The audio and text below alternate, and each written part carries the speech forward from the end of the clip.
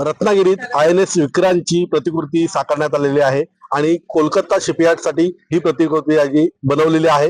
आपल्यासोबत ही प्रतिकृती बनवणारे कलाकार आहेत, त्यांच्याकडून आपण अधिक माहिती जाणून घेऊया.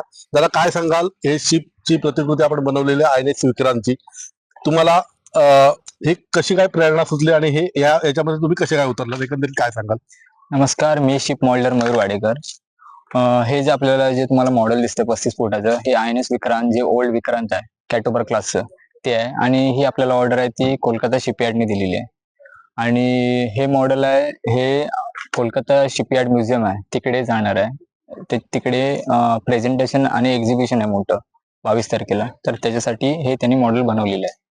दुसरं, हे मॉडेल आम्हाला बनवायला 22 दिवसामध्ये मॉडेल बनवलेलं आहे. खरं तर ह्याला 180 दिवसाचा कालावधी लागतो, पण हे मॉडेल इकडचे स्थानिक म्हणजे मित्र आणि NCC कॅडेट यांना हाताशी घेऊन हे आम्ही मॉडेल केलेलं आहे. याच्यामध्ये तुम्ही कोणत्या इंजिनियरचा सपोर्ट घेतला होता का किंवा काय? नाही, एकंदरीतच काय तुमची हे मॉडेल बनवतानाची अनुभव आहे, काय सांगाल?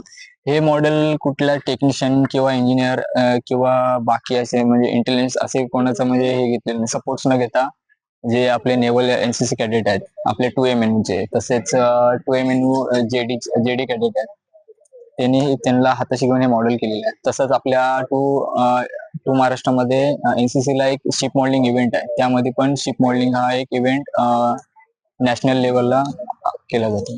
आता हे जे मॉडेल आहे 35 फुटाचं आहे, एवढं मोठं मॉडेल याच्या अगोदर बनलंय का, किंवा रत्नागिरीतून हे पहिल्यांदाच जात आहे असं माझ्या अंदाजाप्रमाणे आहे? बरोबर. नक्की काय त्याबद्दल सांगाल?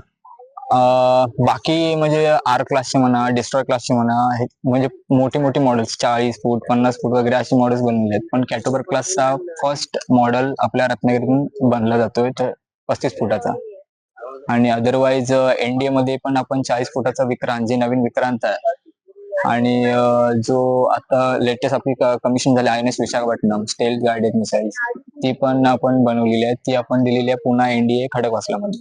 तसंच जो एरो इंडिया शो झाला होता बँगलोरला इंटरनॅशनल, त्याच्यामध्ये पण आपण त्या मॉडेल तिकडे प्रोव्हाइड केलेले आहेत.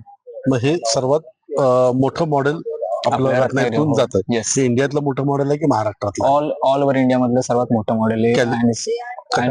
ऑल ओव्हर इंडिया मधलं जे शिप मॉडेलिंग मधला हा सर्वात मोठा पीस आहे, ओल्ड विक्रांत, तो आपण रत्नागिरीत बनवलाय. नक्की. तर हे ओल्ड विक्रांत जे आहे, हे 35 फुटाचं जहाजाची प्रतिकृती जी आहे ते या रत्नागिरीमध्ये बनलेली आहे. सचिन सावंत, नवराष्ट्र, रत्नागिरी.